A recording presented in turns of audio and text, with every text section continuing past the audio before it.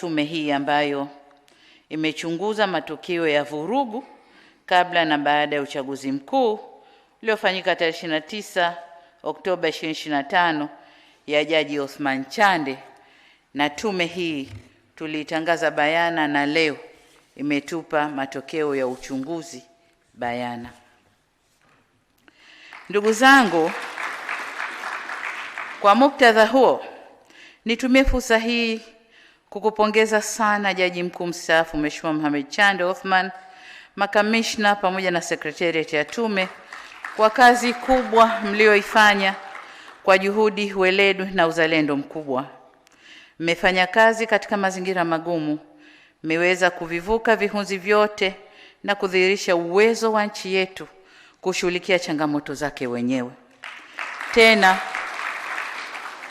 Tena kwa kutumia methodolojia na viwango vya kimataifa. Aidha, naungana na mwenyekiti wa tume katika kuwashukuru sana wananchi waathirika wa matukio ya Oktoba 2025 sambamba na wakilishi wa makundi maalum na asasi za kiraia, viongozi wa serikali waliopo kazini na wastaafu, na viongozi wa vyama vya siasa waliojitokeza mbele ya tume. Ushirikiano wenu kwa tume umedhihirisha utayari wenu kushiriki safari hii ya kutibu majeraha yaliyotusibu au yaliyolisibu taifa letu. Vile vile, naishukuru jumuiya ya kimataifa na nchi marafiki kwa kuonesha kusikitishwa na changamoto hii kubwa katika historia ya Jamhuri ya Muungano wa Tanzania. Katibu Mkuu wa Umoja wa Mataifa alimtuma mjumbe maalum Mheshimiwa Balozi Parfait Onanga Anyanga. Katibu Mkuu wa Jumuiya ya Madola alimtuma mjumbe maalum Rais mstaafu wa Malawi Mheshimiwa Dr. Lazarus Makathi Chakwera, na vile vile Umoja wa Viongozi Wanawake wa Afrika AULAN ukiongozwa na mwenyekiti wake Rais mstaafu wa Jamhuri ya Liberia Mheshimiwa Ellen Sirleaf walikuja nchini kufuatilia yaliyotokea. Wote hao tumefanya nao mazungumzo na mashauriano yenye kulinda na kujenga hadhi ya nchi yetu.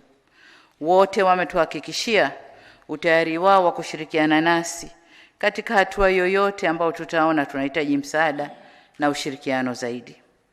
Na washukuru pia wadau wote waliokubali kukutana na wajumbe hao maalum, wakiwemo viongozi wa vyama vya siasa.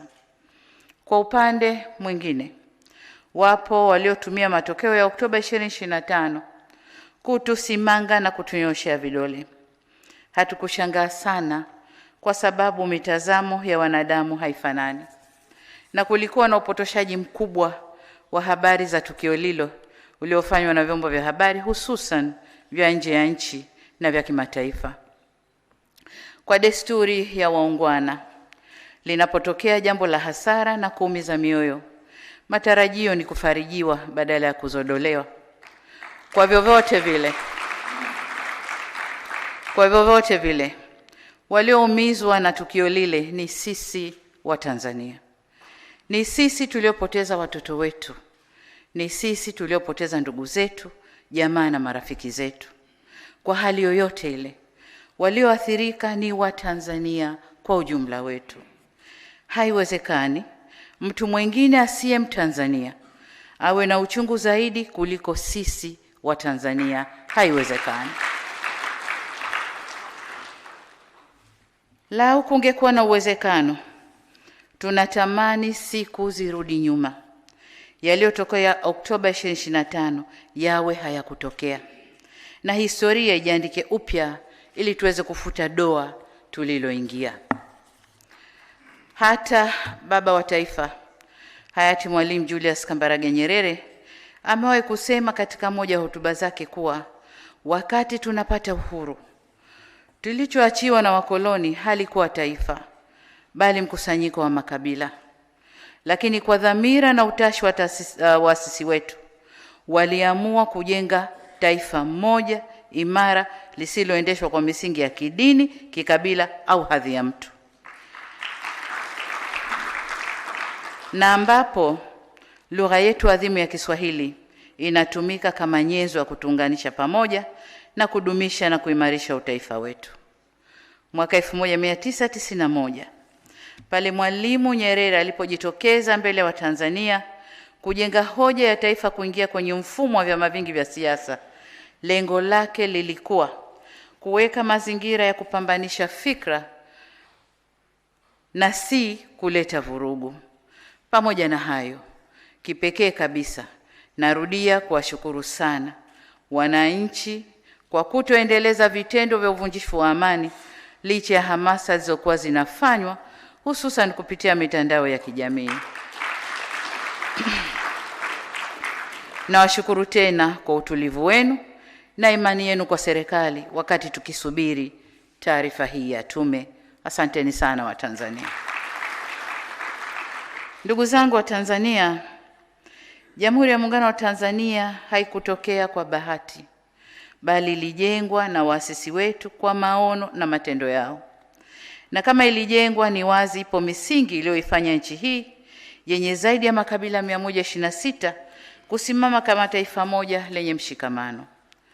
Hata baba wa taifa hayati Mwalimu Julius Kambarage Nyerere amewahi kusema katika moja ya hotuba zake kuwa wakati tunapata uhuru, kama nilivyorudia, tulioachiwa ilikuwa ni mkusanyiko tu wa makabila, lakini kwa dhamira na utashi wa waasisi wetu waliamua kujenga taifa moja imara, kama nilivyosema, lisiloendeshwa kwa misingi ile ya kidini na kikabila.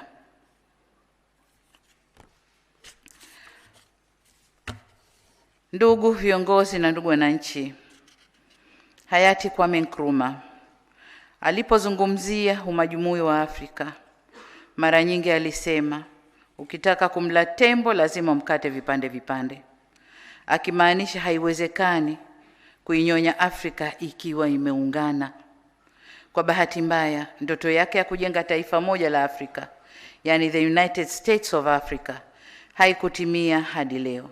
Afrika ingali vipande vipande na bado haijajikomboa kiuchumi. Hapana shaka falsafa hii inazihusu pia nchi moja moja, kwamba nchi ikiwa na umoja na mshikamano itakuwa vigumu kuinyonya na kuitawala kisiasa au kiuchumi. Mataifa mengi yenye rasilimali nyingi yamehujumiwa na kuingizwa kwenye migogoro ili kurahisisha uvunaji wa rasilimali zilizomo kwenye nchi hizo. Na kwa hakika moja ya sababu kubwa ya umaskini wa Afrika ni migogoro ya vita vya wenyewe kwa wenyewe, ambayo ukifuatilia kwa karibu, wapiganisha yupo nje na anaendelea kufaidika na rasilimali za nchi hiyo.